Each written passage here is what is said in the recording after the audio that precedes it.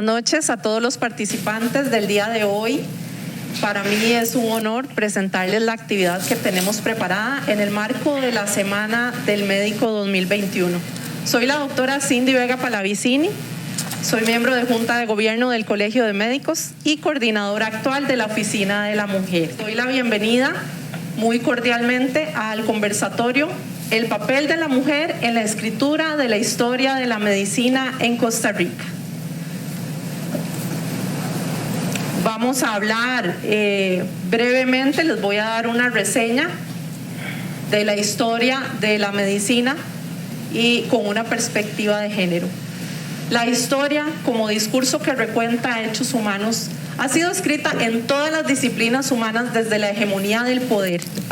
Por tanto, la historia de la medicina occidental y la costarricense como parte de esta se ha planteado desde convenciones del patriarcado y no ha sido sin la lucha y el tesón de las mujeres que se han inscrito paulatinamente, la inclusión de los aportes de lo femenino, asimismo, muchas veces contra la oposición de aquellos que defendían un status quo que la masculinidad como garante de la salud brindaba en ese momento.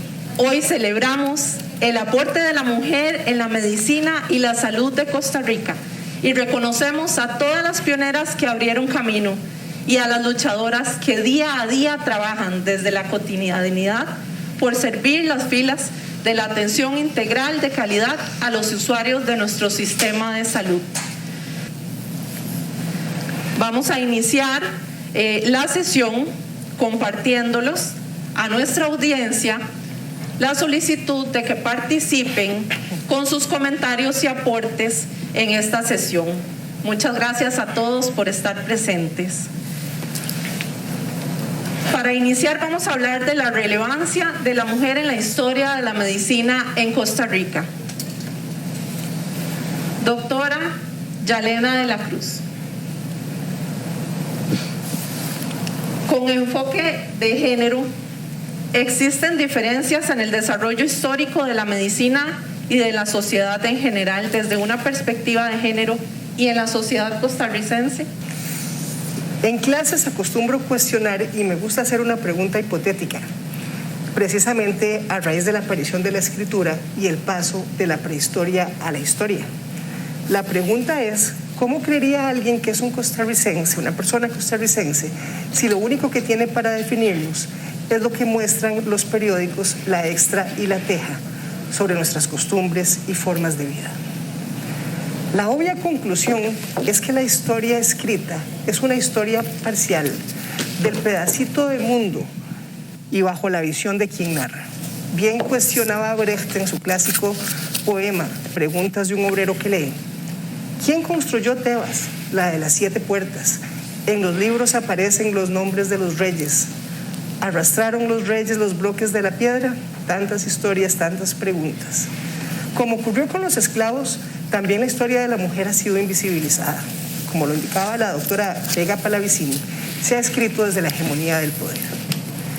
En la sociedad occidental y en la nuestra, en tanto sociedad colonizada, la mujer ha estado condenada a un papel secundario dentro de la vida civil, política, social y productiva. No obstante, desde tiempos precolombinos la mujer también ha jugado un importante papel como sanadora, como curandera, como partera. Incluso, estas tareas le costaron a muchas mujeres la persecución y la muerte por brujas en los tiempos de la Inquisición.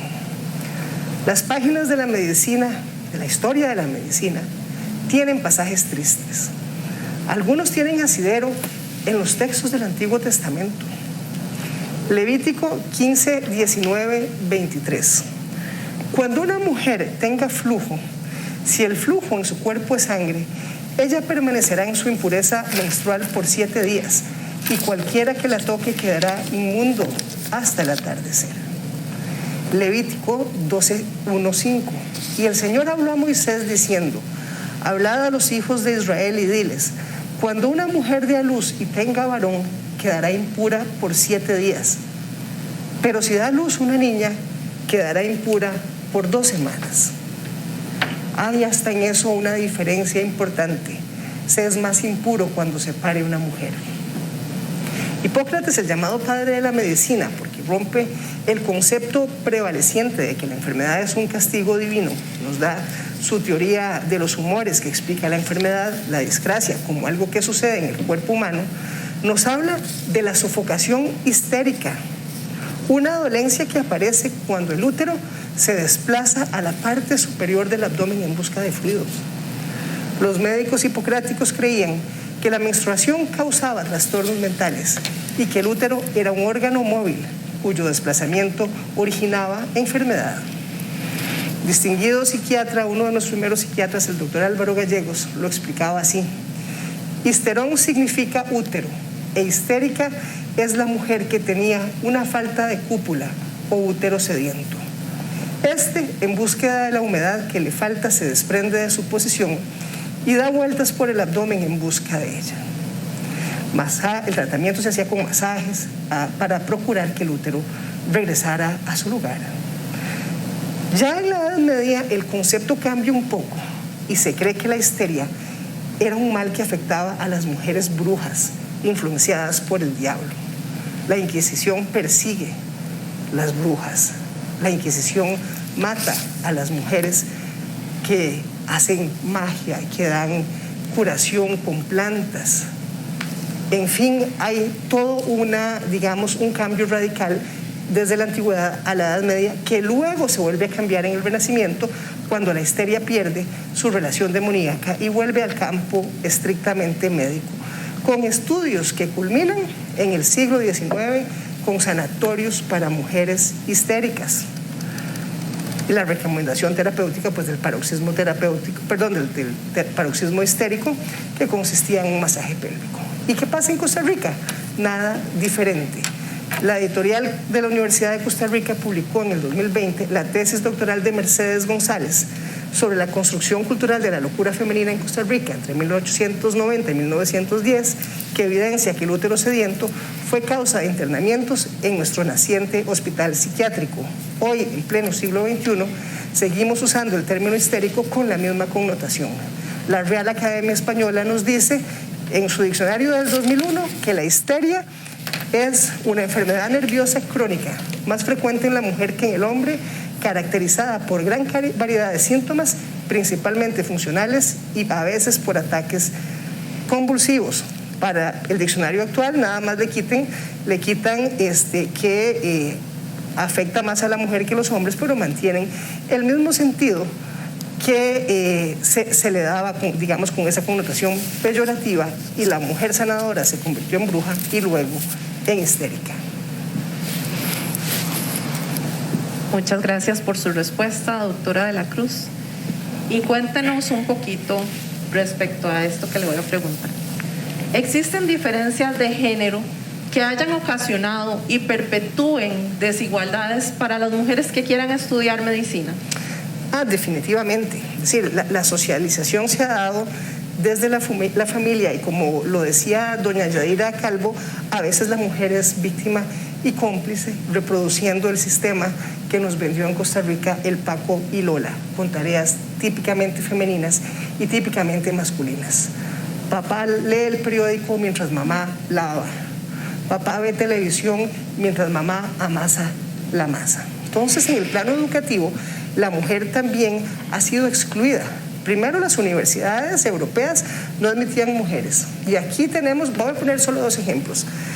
María Sklodowska, Madame Curie, se va a París a estudiar porque la Universidad Polaca no la admite, pero se va la primera pediatra de América Latina, Jadwiga Michalski. Polaca, se va a estudiar medicina fuera de su país, conoce a don Teodoro Picado, se enamora y llega a Costa Rica y ejerce en los territorios de lo que hoy es Paraíso. Nos llega gracias a que se enamoró de don Teodoro y se vino. Padres médicos, los dos médicos, padres del expresidente Teodoro Picado Michalski. Pero precisamente por esa situación de que en Polonia no se estudiaba, igual que en otras universidades. Y ya luego, cuando admitieron mujeres, había carreras típicamente masculinas: agronomía, ingeniería, y típicamente femeninas: educación, enfermería, danza. Los varones empezaron a socializar con una represión impresionante de los sentimientos. Las mujeres podían llorar, pero los varones no. ¿Y qué pasa hoy aquí, en el Colegio de Médicos y Cirujanos? Datos de octubre de 2021. De los médicos activos, el 60% son mujeres, pero a nivel de especialidades, solo hay 34% de mujeres especialistas. En el plano social, la mujer costarricense es considerada ciudadana a partir del 7 de noviembre de 1949. Antes no tenía derechos civiles, no podía elegir, no podía ser electa. El lugar de la mujer era la casa y los hijos, sin opción de decidir y menos de pensar que se pueden integrar las tareas maternales y las tareas profesionales. Pero vámonos más allá. En los libros de textos médicos, ¿cuáles han sido escritos por mujeres? La Universidad de Costa Rica acabamos de pasar una situación interesante.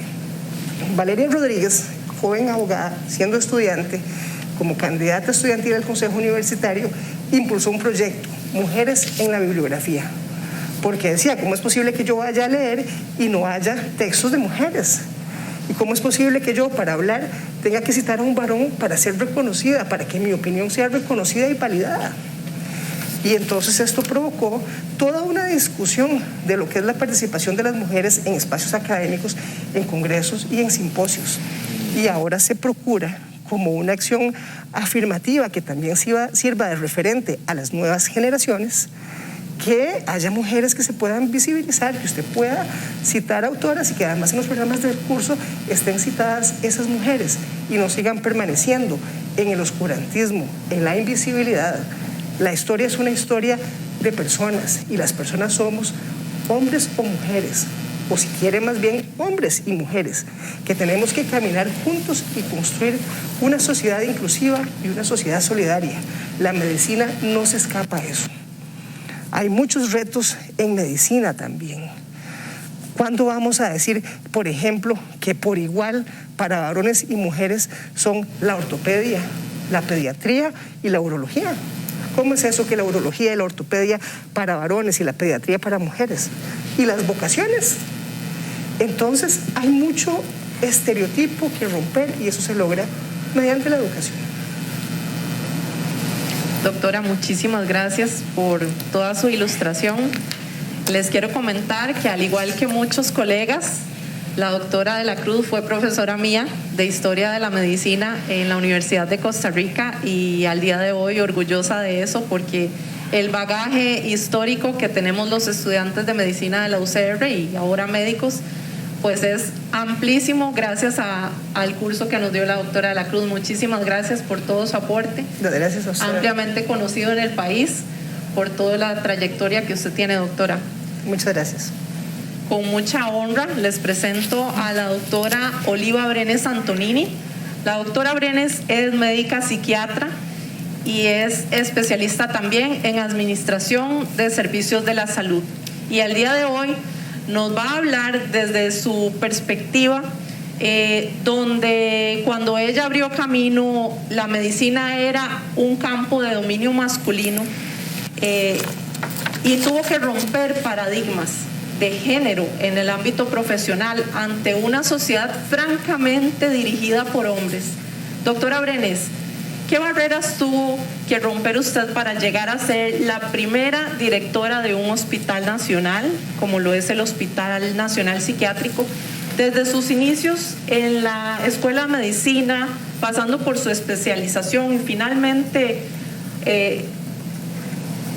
siendo directora de este Hospital Nacional? Buenas noches, doctora Vega, Yalena, doctora Mayorga, y buenas noches al auditorio. Muchas gracias por invitarme. Yo me fui a estudiar medicina a México, a la Benemérita Universidad Autónoma de Puebla. Cuando llegué ahí, nunca me había montado en un avión, no conocía México, y no conocía a nadie. Pero allá me fui. Me acompañó mi mamá en el viaje y quedé ahí matriculada. Recuerdo que en esa época, en la universidad, en la Escuela de Medicina, éramos 35 mujeres y 800 hombres. Esa era la matrícula. Era un programa de 6 años de estudios. Después le agregaron servicio social, es un poquito más largo. Fue muy satisfactoria mi estancia ahí en la Universidad de Puebla. Siento que aprendí muchísimo, muchísimo. Siempre me trataron muy bien. Y fui realmente feliz como estudiante ahí en esa universidad. No sentí como maltrato por género. Debo decirlo porque si no mentiría si dijera. No lo sentí.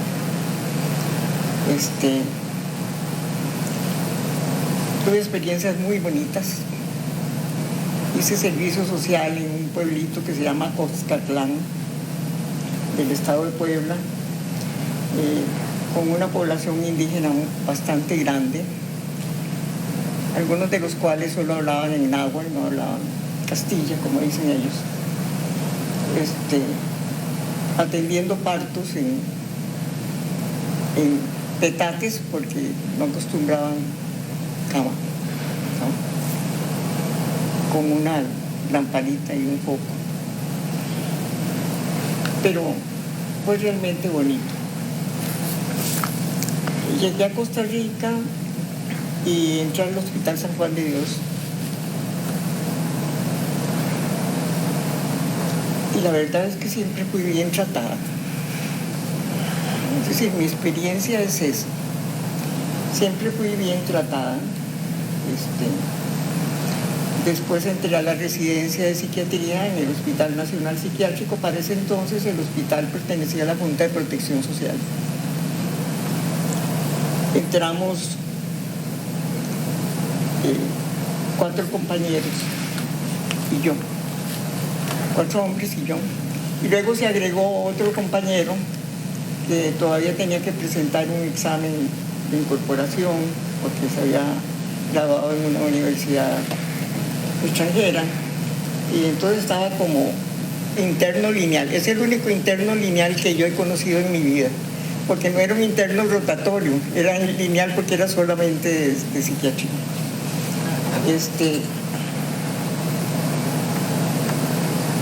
No puedo decir que sufrí discriminación porque no la sufrí. Era una comunidad bonita en el hospital.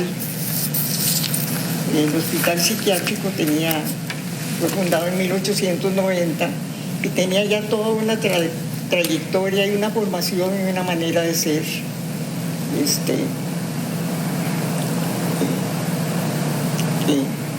que se perpetuaba. Con la residencia, en segundo año, comencé a dar clases a los estudiantes de medicina. Comenzamos todos los que estábamos ahí, no era que solo yo había comenzado, como docente ad honorem.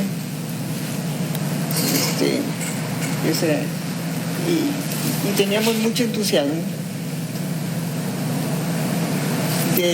Me gradué de residente y en el 1972 fui nombrada asistente, médico psiquiatra asistente.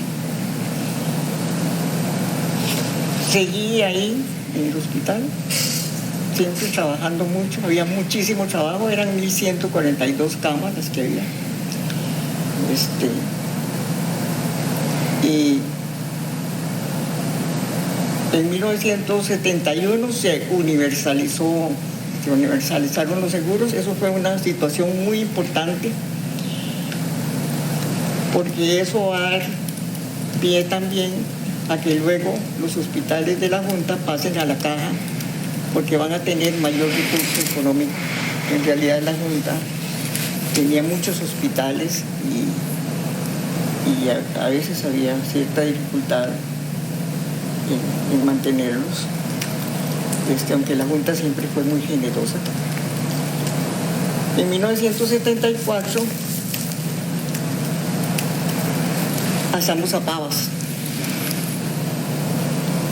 Pavas Pava se había construido como un hospital granja para 1.000 pacientes de tratamiento continuo. No era para pacientes agudos, no era para consulta. Se pensaba que en el edificio del Paseo Colón se quedara lo que era pacientes agudos, consulta externa y la enseñanza. Pero a última hora, yo nunca participé en la toma de decisiones ni nada. Nos dijeron, ustedes se pasan, y nos pasaron a todos, ¿verdad? 2.142 pacientes. Imagínense ustedes ese traspaso. Fue el 18 de septiembre de 1974. Se pasó el hospital, los enfermos que antes estaban segregados en la parte de hombres y la parte de mujeres, habían dos famosas llaves, la llave de hombres y la llave de mujeres, ¿no? Porque uno entraba y los pabellones eran observación, los de pacientes agitados, los de pacientes crónicos y las enfermerías, tanto en hombres como en mujeres. Pero en Pava de pronto entramos y los pacientes andaban perdidos. En el aeropuerto en Pava nos llamaban, ¿verdad? Pues iba a aterrizar una avioneta y resulta que no podía aterrizar porque había un paciente ahí desorientado. Pero al final de cuentas nos acomodamos. Eso hizo que se rompiera un poquito toda aquella, como todo lo que teníamos nosotros ahí organizado. Estábamos recuperándonos de eso cuando en 1977 pasamos a la caja. Pasamos a la caja y hubo un poquito de ruptura de lo que se venía construyendo. La misma caja tenía que reestructurarse al asumir todos los hospitales que asumió del golpe y porrazo, ¿verdad? ¿No? San Juan de Dios, el de niños, el antituberculoso, para aquel entonces el psiquiátrico, y luego los hospitales de Heredia y de La Juela, todos los hospitales. Entonces hubo un poquito también de una situación de acomodarse y de duelo también.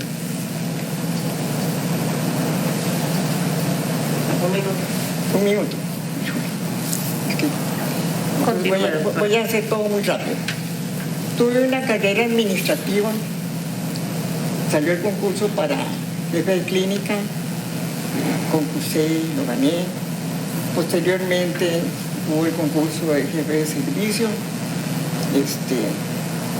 de jefe de sección, y lo gané también. Posteriormente salió el concurso para dirección del hospital. Desde que la fundación del hospital había habido 12 directores. Y la verdad es que nadie esperaba que yo concursara. Es decir, la verdad es que no se esperaba que yo concursara. No, fue una gran sorpresa.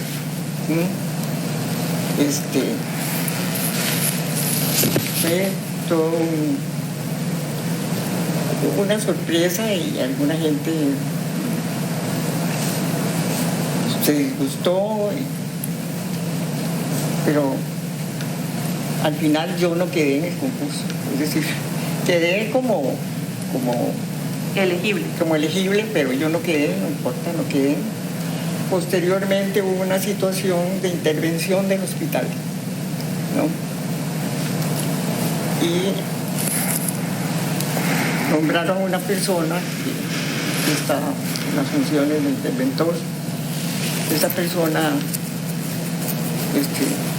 a los meses pidió un relevo, se sentía sumamente agotada de la reestructuración que estaba haciendo, y me llamaron a mí para la dirección.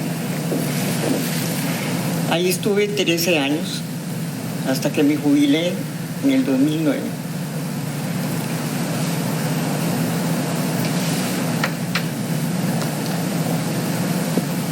Muchísimas gracias, doctora Brenes. Nada más quiero agregar, si Claro, acaso doctora. me lo permiten y me disculpan, el informe de mi labor durante esos 13 años está accesible, se puede revisar. Fueron 13 años para mí muy satisfactorios. Los empleados del hospital siempre fueron muy leales al hospital, y trabajar con personas que siempre se preocuparon por los pacientes y por hacer las cosas bien fue muy fácil. Excelente, doctora. Muchísimas gracias de verdad por su aporte, por lo que nos contó, porque muchos somos casi ajenos a esta realidad y esta historia que aún parece muy palpable en la escritura de la medicina actual y lamentablemente pareciera que aún del futuro. Doctora, ¿cómo piensa que dentro de todos estos cambios que han habido desde entonces hemos alcanzado, qué logros hemos alcanzado en cuanto a equidad de género y qué retos tienen las generaciones para el futuro? Bueno, yo creo que usted habló, doctora, de la medicina, pero yo creo que eso aquí en Costa Rica no está bien estudiado. Es decir, ¿cómo ha sido esta categoría dentro de la medicina y dentro de la psiquiatría?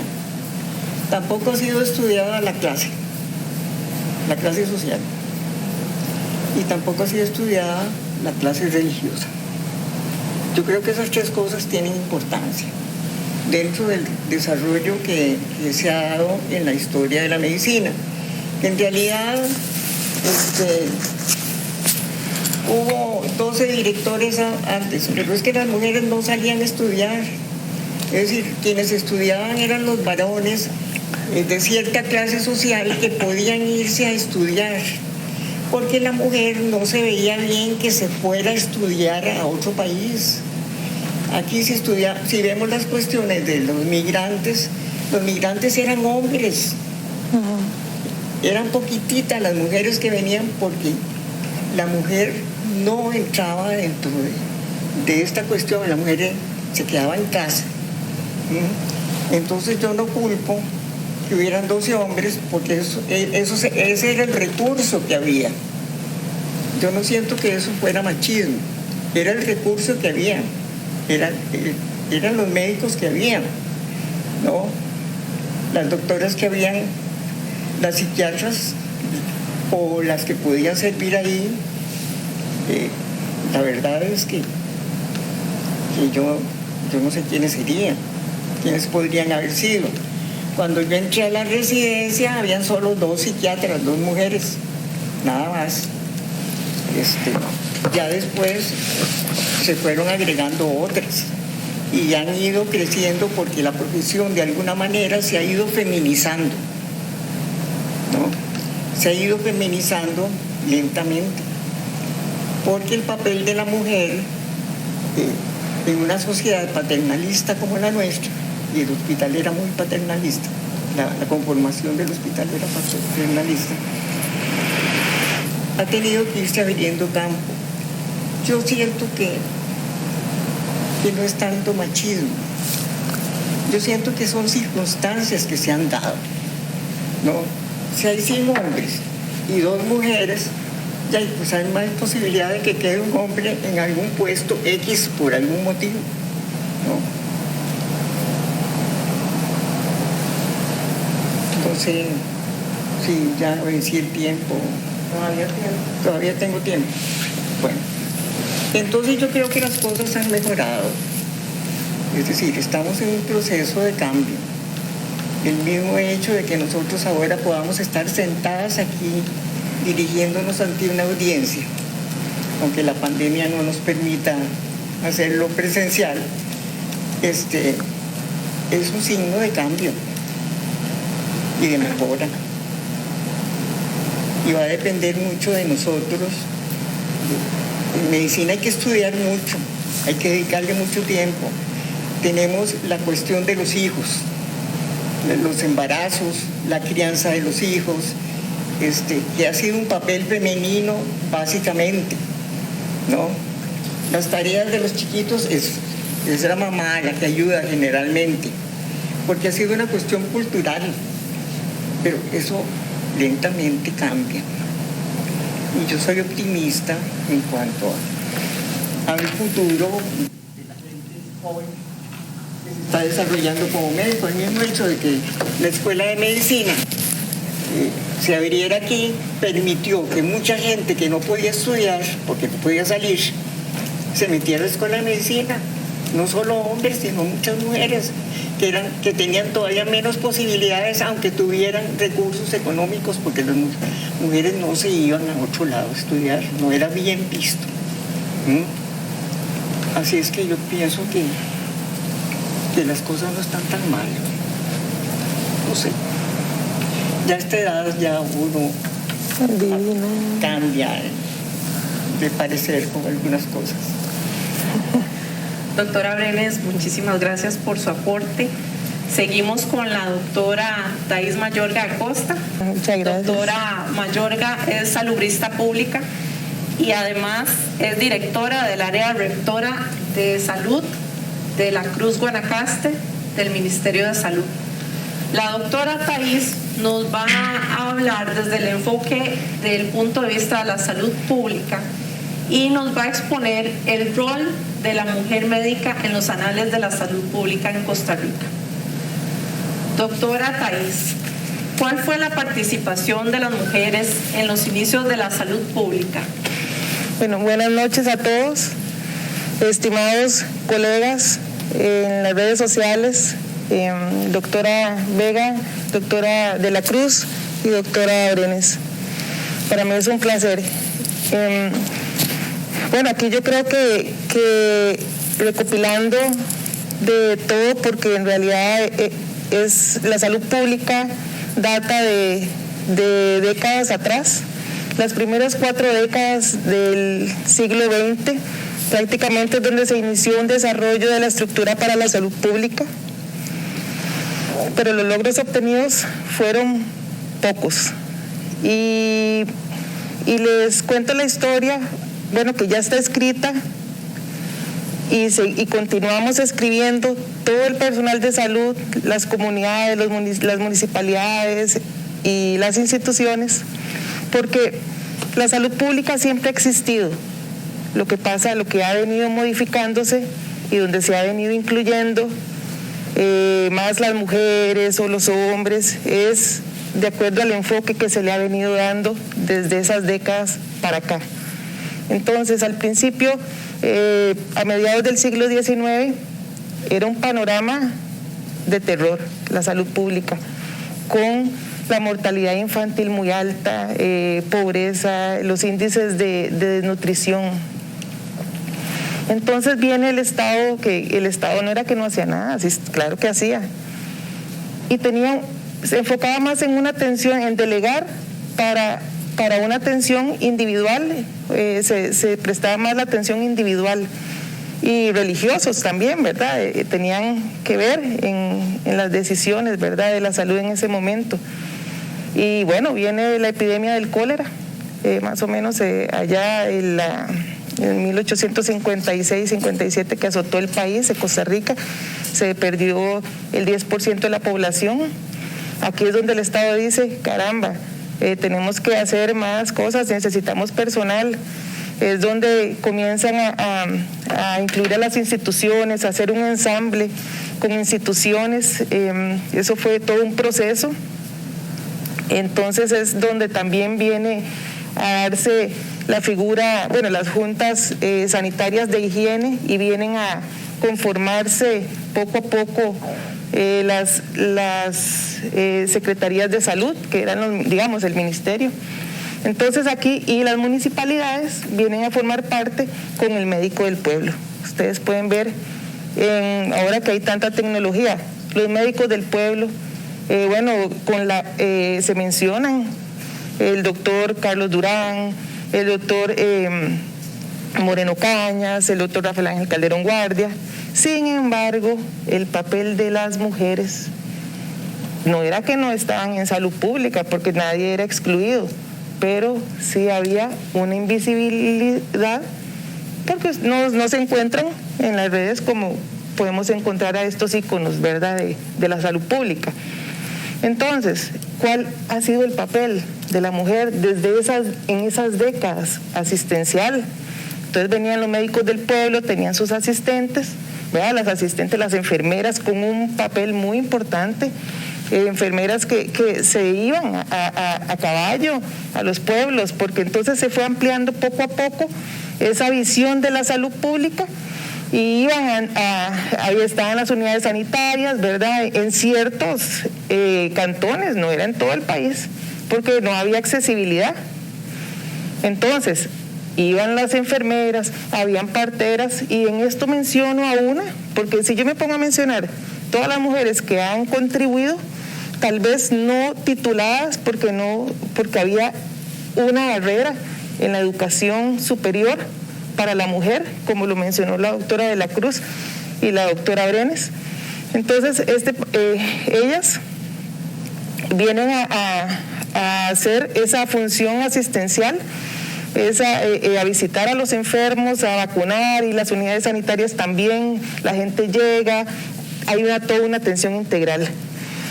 Bueno, ya después, la doctora Aide Gómez, es una enfermera salubrista, que ella promovió la igualdad de derechos de las mujeres y los hombres, ¿verdad?, ambos, y promovió que el ejercicio de la profesión de la mujer. Entonces, ella más o menos fue en la década de los 50. Ahí mismo también viene a hacerse a crearse el Hospital San Juan de Dios. Ya se ve la necesidad de que vayan a estudiar afuera para hacerse médicos ya científicamente, y no los médicos empíricos, pero la mujer no. La mujer, pues, como vimos, hay barreras de que en ese entonces no podían estudiar afuera. Y también los hijos, y era más complicado para la mujer. Entonces, ya después de lo que es que se formula después del año 1920, más o menos para acá, comienza a darse una ley de protección a la salud pública.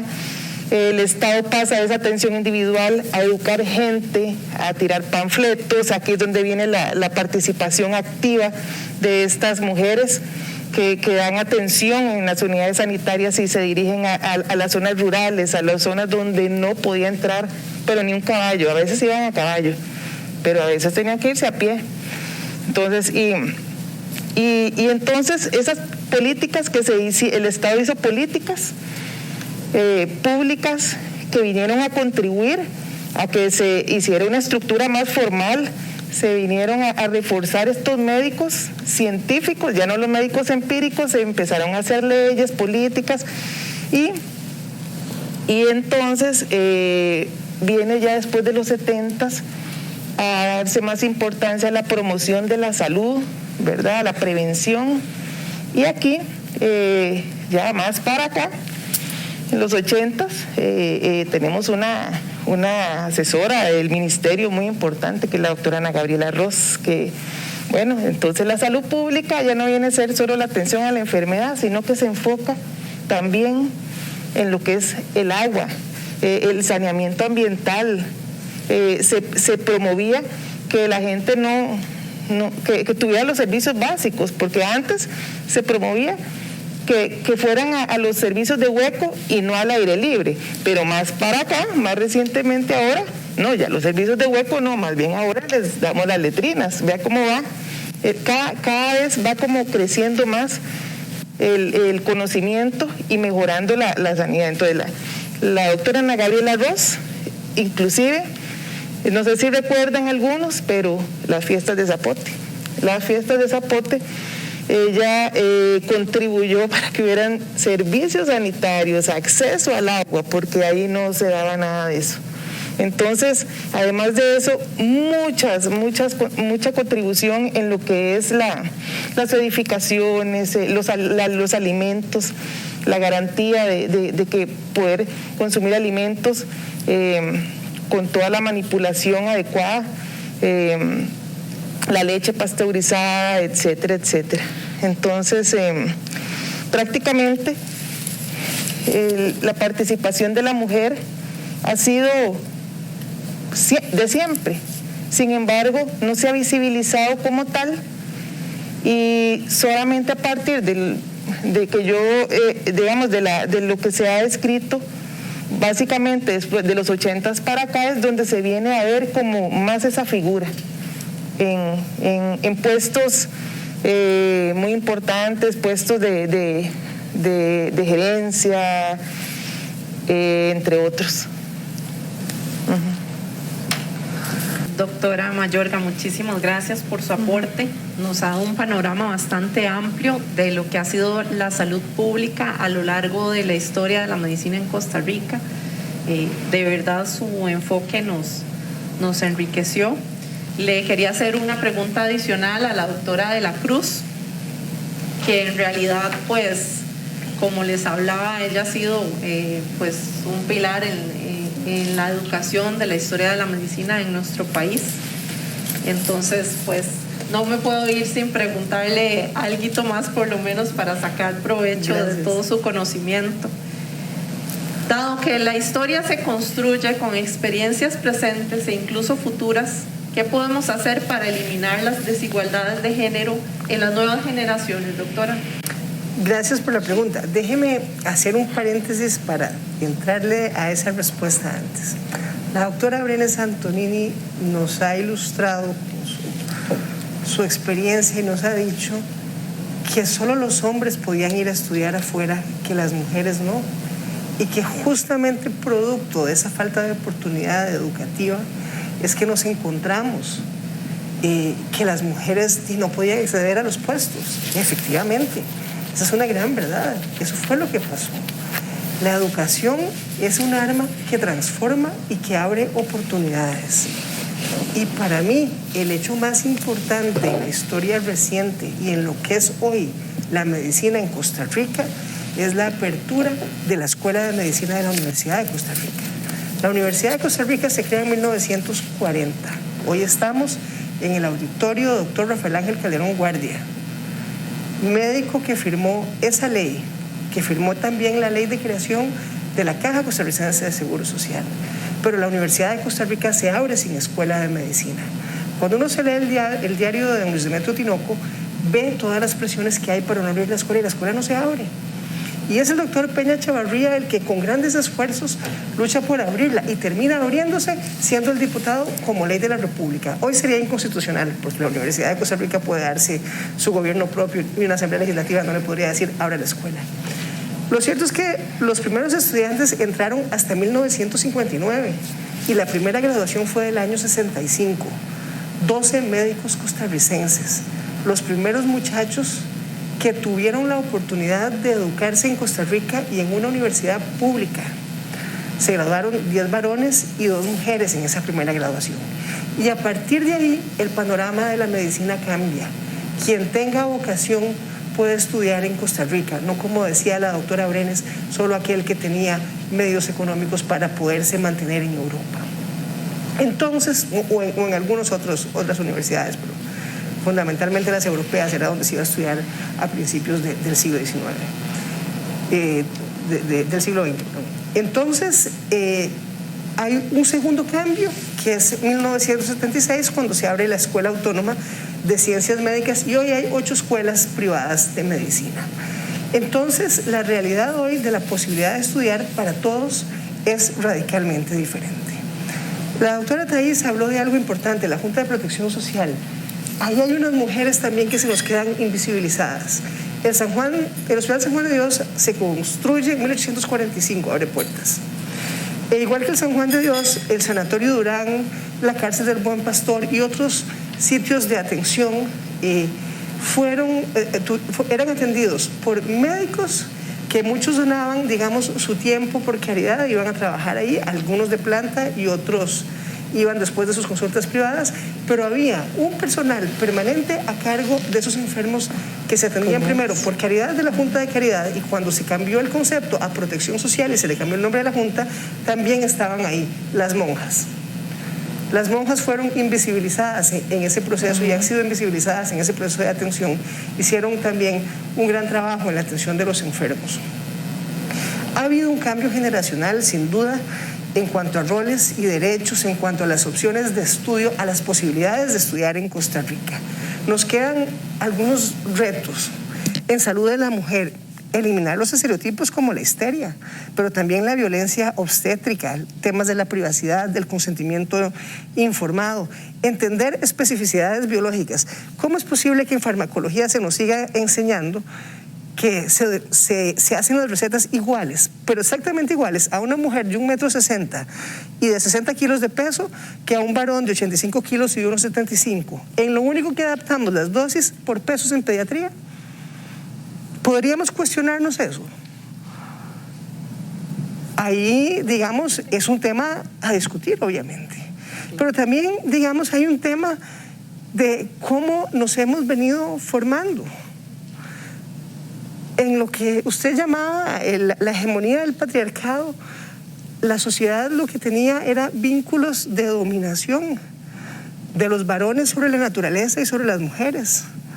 El reto hoy es cambiar esos vínculos por vínculos de cooperación y de solidaridad, y entender que todas las personas tenemos derechos por igual, que tenemos derechos y tenemos vocaciones, y que no le podemos decir a un varón, usted no estudia danza, y a una chiquita, usted no estudia ingeniería, cuando lo que tenemos que hacer es potenciar las vocaciones de cada uno.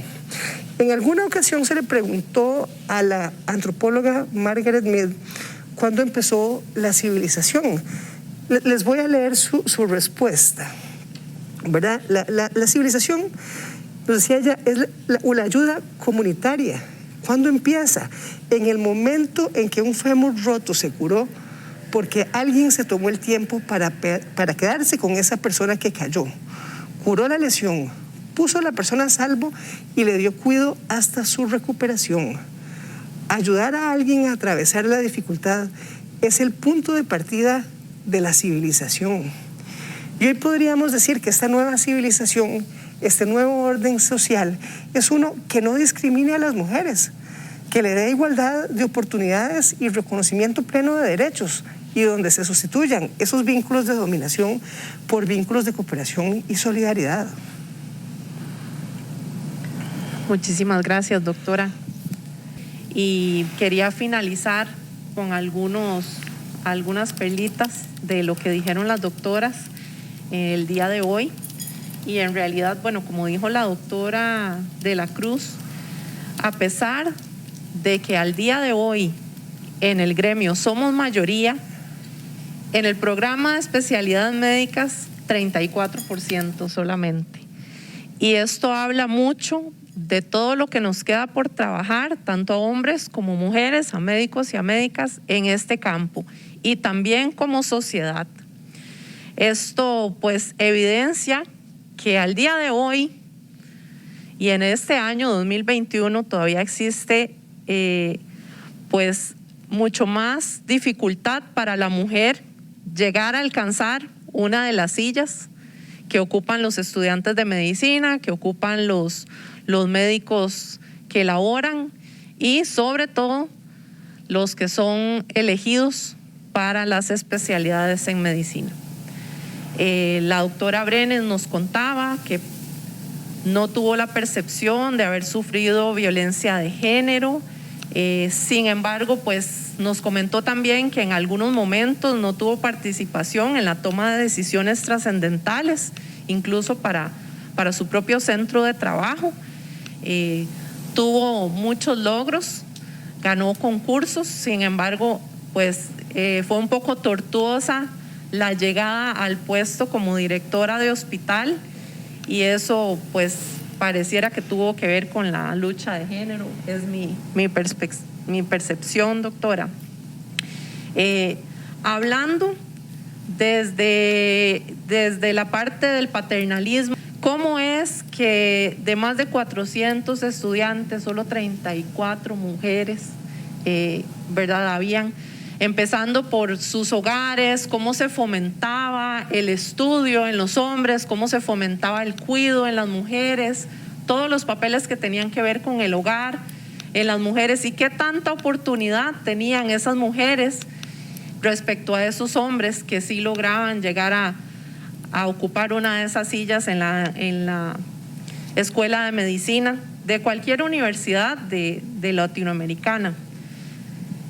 Hablando un poquito de todo este tema, cómo es que se nos ha limitado históricamente a las mujeres, a pesar de que, como la doctora Thais dijo, grandes exponentes de la salud pública, sin embargo, conocidas muy pocas. La doctora Ross, una de ellas, una pionera en todo este tema. Gracias a ella tuvimos logros importantes en el tema de salud pública, pero ¿cuántas mujeres fueron invisibilizadas en toda esa lucha que se ha dado en nuestro país desde entonces y hasta la actualidad? Porque si nos ponemos a contar, pues la mayoría que se nos ocurren siguen siendo hombres al día de hoy. Pero no quiere decir que no hayan hecho cosas relevantes, ¿verdad?, que no hayan tomado acciones relevantes nuestras mujeres en salud, sino que pues hasta cierto punto se invisibiliza todo este trabajo. La doctora de la Cruz reafirmó cómo es que ha sido diferente para la mujer y para el hombre con estos datos que nos brindó el tema de la igualdad y cómo todavía nos falta por alcanzar una verdadera igualdad de género en nuestro país, porque como nos decía, ya con leyes se aceptaba desde el principio de la escuela de medicina tanto a hombres como mujeres. Esa distinción no la hubo en ningún momento. Sin embargo, la desigualdad sustancial que seguimos viviendo al día de hoy nos pone en un papel de desventaja a las mujeres. Y este es uno de tantos esfuerzos que iniciamos y seguiremos haciendo desde la Oficina de la Mujer de este colegio profesional para poder lograr esa tan añorada equidad de género. Esperamos de verdad que no solo las doctoras, sino que muchos colegas también, colegas hombres y mujeres, se unan a esta lucha de la Oficina de la Mujer y a esta gran iniciativa que tuvo la Junta de Gobierno anterior para poder dar inicio a todo este proceso que estoy segura que nos va a llevar a un buen fin. No me queda más que, como parte de la actividad, pues otra vez agradecer a las doctoras participantes y también a todos los participantes que nos acompañaron.